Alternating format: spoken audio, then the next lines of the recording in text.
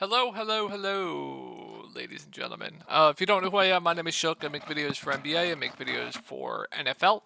All these videos that get posted on this subreddit right here. It's called DF Sports. You can find my post right here with my username Shook.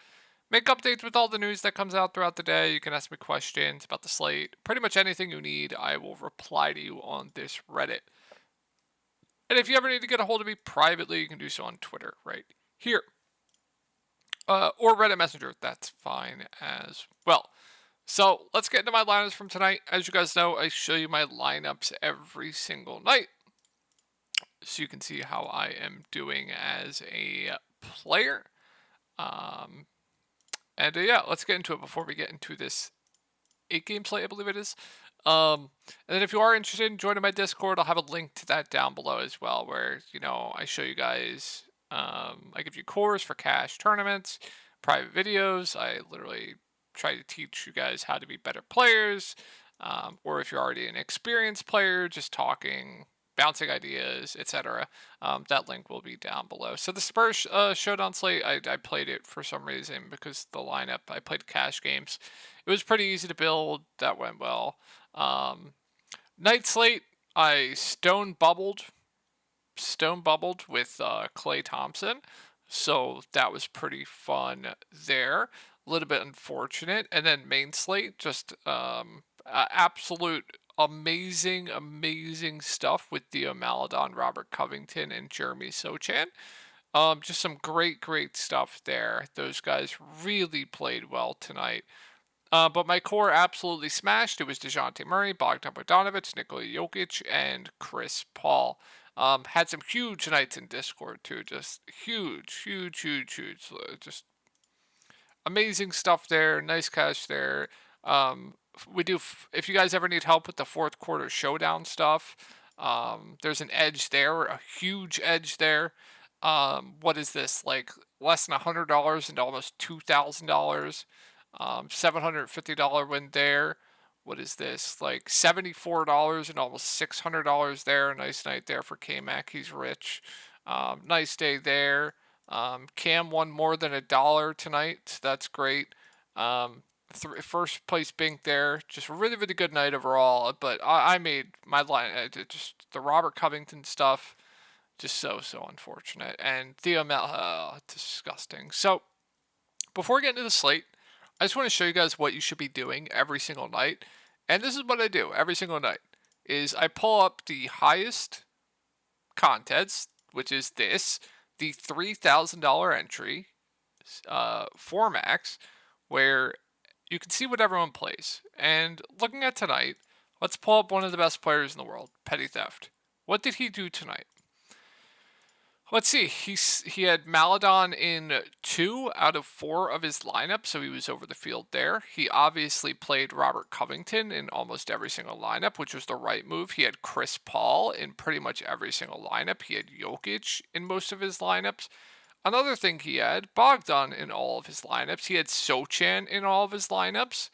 As you can see here, pretty much on the same plays as one of the best players in the world in my lineup. It just didn't work out tonight. But you can also see Champagny was in pretty much every single one of his lineups except for one of them. Let's pull up another really great player. Let's see here. Oh, what do we see here? Champagny in basically all his lineups. Saw some Maladon there. Chris Paul in pretty much all of them. Jokic. You can see what the best players are playing. This is what I recommend doing. It's how I study. And then after the slate, you can go on a website called Fantasy Labs, and you can look at everyone's exposures each night.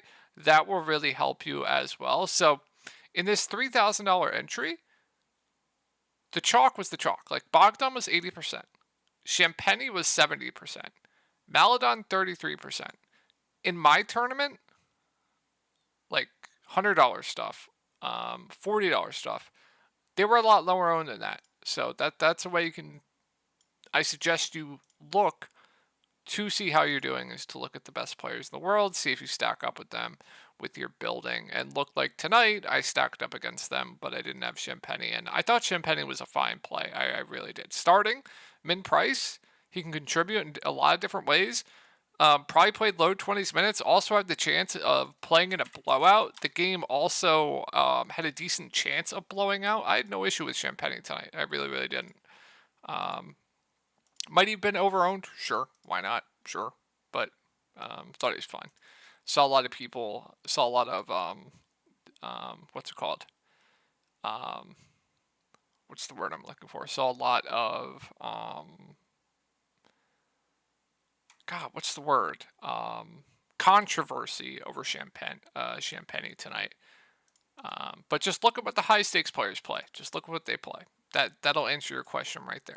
All right, Dallas and Washington. So phenomenal matchup for Dallas. My only worry here is that can Washington keep this close? I really, really don't know, but it's a phenomenal spot here. So if you want to pay up for Luka at 12K, I mean, I don't know what this game was tonight. I really, really don't know, but it's a smash spot. It's Luka Doncic. He's 12K. He's always going to be a good spend up, and when he's at a smash spot, he's always going to be one of the better spend ups on the slate. Personally, for me, I think it's more of a mid range build slate. There's a lot of great mid range plays, so he'll probably be low owned, so that's a plus as well. My only worry, like I said, is can Washington keep this close? Kyrie, I think, is a bit overpriced still, but does have a ceiling. Once again, it's a really, really good spot. And then the Dallas rotation is just really, really tough to figure out and try to get to anyone. It's just impossible for me. If you're playing like 150 max, 20 max, maybe you could get to some Lively, but the minutes aren't great. Maybe get to like some Derek Jones Jr., but once again, minutes aren't great. He's came back down to earth as well.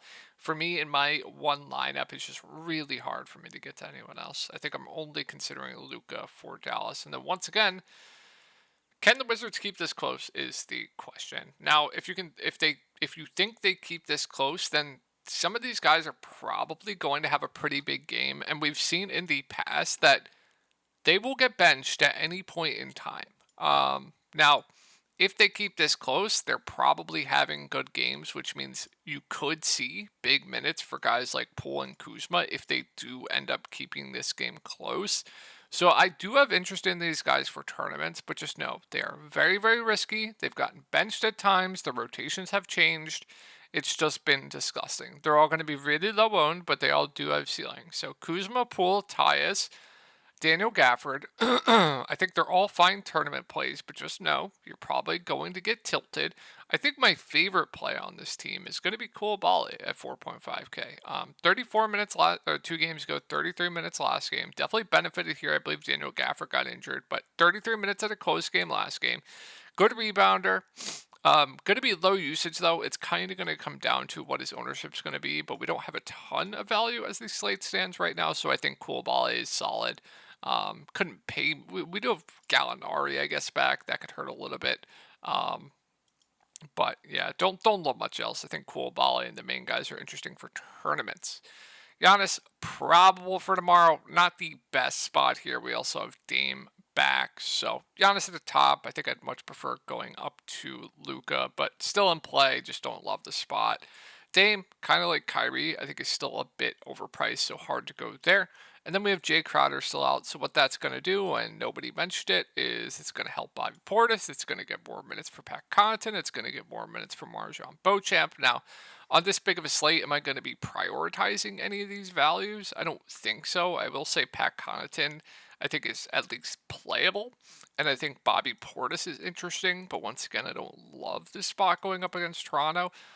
Middleton still on the limit, hard to go there. I'm not going to play Brook. Campaign unplayable with Dame back, and then Malik Beasley. I mean, if he's hitting his shots, he will get extended, but more often than not, he is not closing games right now, so it's hard to roster him as well.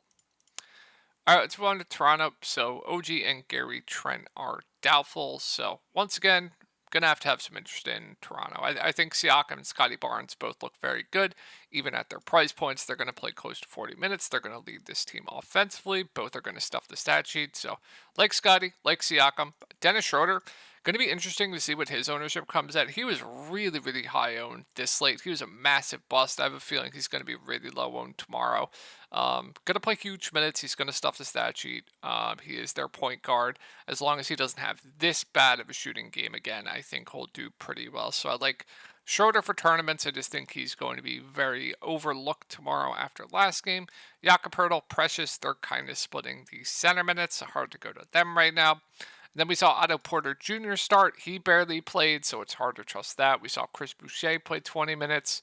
He's the best point per minute between all the guys, so I guess he'd be my favorite if I were to target one. Saw low 20s minutes from Flynn. Like, they're all just fine values. I think Boucher would be my favorite. All right, RJ Barrett is questionable. If he is in, I think, Randall, excuse me. I think Randall and Brunson are solid. RJ has a ceiling, but don't love the price. Hart would be out of play quickly. No, thank you. Mitchell Robinson, you guys know, I'll always say he does have a ceiling, so he always intrigues me for tournaments, but I think he's priced right and wouldn't love much else. But if RJ's out, that does change some things. Then, Randall Brunson, they get a slight boost. I think they both look quite good in the mid-range once again. Prefer Randall to Brunson, but that's not considering ownership or anything like that. I think Josh Hart, he played like 43 minutes last game, was playing really well, but he's a guy that can contribute in a lot of different ways, do a little bit of everything.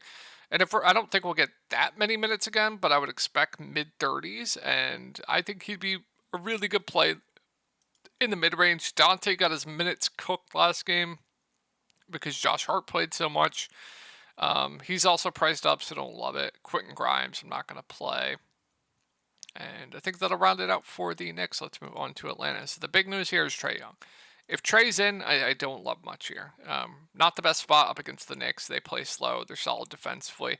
So there really wouldn't be too much here. Probably would be close to a cross-off for me. But if Trae's out, that does change some things. Then I think DeJounte Murray still looks really good, even at this price point. Bogdan Bogdanovic is still would think looks really, really good, even at that price point. The value. Hunter would be very, very safe. Sadiq Bey would be fine. The bigs, they don't really change. I always just prefer who's cheaper. That is a Kongu. Jalen Johnson's rates don't really change much with Trae off the court.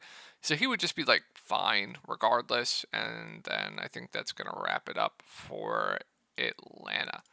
Let's move on to Boston. So Porzingis is questionable. If he's in, I don't love much going up against the Sixers. They're playing faster this year, but they're still kind of slow. Tatum, more of a contrarian play for me. Same with like Jaylen Brown. I guess Porzingis is okay. I do like the spot for Porzingis quite a bit actually. So I think Porzingis would be a pretty sneaky play tomorrow if he plays. Drew, I think it's priced right. White, I think it's now priced right. So don't love much here. If Porzingis is out though, then you're probably going to get Al Horford starting. I think it's actually an okay spot for Horford as well. Only risk is a bit of foul trouble, but I think he'd be relatively fine. More usage for the main guys, Tatum, Brown, Drew, White. I think they'd all be reasonable. I guess my favorite would probably be Tatum with Porzingis out. And then I think, the rest looks solid as well. Not going to play anyone else off of the bench. Let's move on to the Sixers. So not the best spot here. Also have to monitor Nick Batum. If he is out, you'll get Rocco starting. The minutes tonight is just an unbelievable joke. Just unbelievable joke. I don't know what Nurse is doing. I really, really don't. If he starts again, you can go there, but obviously risky. They kind of spread out the minutes. You saw over 20 minutes for Pat Bev. You saw huge minutes for the main guys. So yeah, would it be tough? Now if Batum's in, I forgot to go over the main guys. It's hard to argue what Joel Embiid's doing right now. It really, really is. He's playing huge minutes. He's obviously getting to the line a ton. It just helps his floor. He's always a guy that's going to get to the line. He's shooting a ton. Just Maxey and B, they're just dominating right now. I think both look good, even at their price points. Harris is really, really safe. Last year, it was tough to get to him because he was literally the number 4 on offense. Now that he's the number 3, already a good rebounder and already playing close to 40 minutes tonight, I think he's relatively safe. I don't mind him. And then with Oubre out, like I said, Melton going to play huge minutes. I think he's pretty safe as well. Then if Batum plays and he starts, I like Batum for value. Not going to go to Pat Bev. I don't think I can do it on this big of a slate. All right, looks like we got news. Markelle Fultz is going to be out for tomorrow. So what that does is that makes Jalen Suggs, Cole Anthony look a little bit better. I wouldn't say priorities, but both would be solid options. Franz Pello, I think they're both priced right. Don't love much else. Anthony Black will start. Hasn't been great, but a playable value. If I were to go to any of the bigs, it would be Mo. He's the best point per minute between the guy. More of like a 20 max, 150 max play for me. I think my favorite plays on this team are going to be the guards. No standouts really, and then Chicago. I mean, DeMar out, Caruso questionable. I believe Patrick Williams is probable. Yeah. So Levine, Vooch, they look like two of the best plays on the slate. Absolutely love both. With no DeMar, there's just a ton of usage to go around. I think Kobe White looks like one of the better mid-range plays as well on the slate. Going to be locked into pretty big minutes, especially if Caruso's out. Going to take on more usage. He's too cheap. I think Craig, Patrick Williams get a boost. They both look like solid values, even though it's disgusting. Io, if Caruso's out, especially with DeRozan out as well, will also get a boost. He's playable. So a lot to like with this Chicago team. I really like the Chicago team. On to Minnesota. Going up against Phoenix, I think, Ant's a bit too cheap at 8-9, so I like him. I think Cat's a bit too cheap at 7-9 as well, so I think they're both two pretty solid plays. Gobert, I think, is priced right. Mike Conley got the price jump, so he's priced right. Kyle Anderson, he'll play low 20s minutes off the bench. Don't love it. And then I'd assume McDaniels plays, but we'll keep an eye on that. Phoenix, there's nothing. With the big three healthy, if you want to take shots on like a Bradley Beal, I guess it's okay. We always know Booker has a ceiling, but no standouts here. I guess my favorite would be Bradley Beal if you consider price point. All right, last set of games here, guys. Another team that you're definitely going to want some interest here. No Garland, no Okoro. They're going to run an extremely tight rotation here. You're going to see giga minutes for Karis LeVert. Like, I think he's probably going to play over 40 minutes here. I absolutely love LeVert. I think Donovan Mitchell stands out as one of the better spend-ups on the slate as well. I really like him. The bigs, they don't really change for me, but I think are both solid options. Then Max Strus probably going to play close to 40 minutes as well. I think he's a very solid play too. And with them running such a tight rotation when one player is out, now you have two players out. They were already running a tight rotation anyway. It's impossible just to go to anyone on the bench. It's just impossible. All right, Portland, Brogdon, Scoot, obviously Simons, Robert Williams still going to be out. I like the ceiling on Sharp, Grant, and Ayton, and Skylar Mays. I like the ceiling on all of them. I wouldn't say any of them stand out to me at their price points, but I definitely like the ceiling on them. I guess my favorite, now that they're close in price, probably would be Sharp, but I think all look like fair plays. So like the main four guys here, and then we saw Kamara start tonight. If he starts again, I actually think he's a pretty solid value. Now, not going to be productive, like he's not going to be a high usage guy out there. Probably going to be like 0.6, 0.65, 0.7 fantasy points per minute. But if you give him close to 30 minutes, yeah, sure. I think he's a solid value. And then I'll mention Jabari Walker. He got a bit of a minutes increase tonight. I was saying, I was talking to a friend earlier about how much I like Jabari Walker tonight. As like a contrarian play. It was after the slate locked, by the way. I think it was after this Portland game locked. Thought he could play a bit more. Was very, very interesting. I definitely have some interest in Jabari Walker tomorrow. Just really good point per minute guy, and if he's going to get a little boost as well, very interested in him tomorrow as well. And not going to play Duop Reith. Just no. That's going to be it for Portland. If you're in Discord, you know, sir. I'm sorry. Sacramento. So Fox, I think, stands out as one of the better plays in the mid range. I just don't understand. He's no limit. 8.2K Fox. Really good matchup against the Lakers. I absolutely love De'Aaron Fox tomorrow. I think Sabonis is too cheap. I like him. Keegan Murray's fine. Does have a ceiling if he's hitting his shots. I think Monk's a bit overpriced. Last game, bit of an outlier with Fox in, so don't love that. Herter at 5'8". I mean, he's still playable, but with Fox back, his minutes are a bit more volatile. And then I'm not going to go to anyone else. Lakers, so back-to-back here. We'll see if they rest anyone, but with everyone healthy, it's just LeBron, 80 at the top for me. Rui's a fine play, but I think AD's fine. I think LeBron's fine. So that's going to wrap it up for this video, guys. Hope you guys had a good night tonight, and I will talk to y'all in the next one.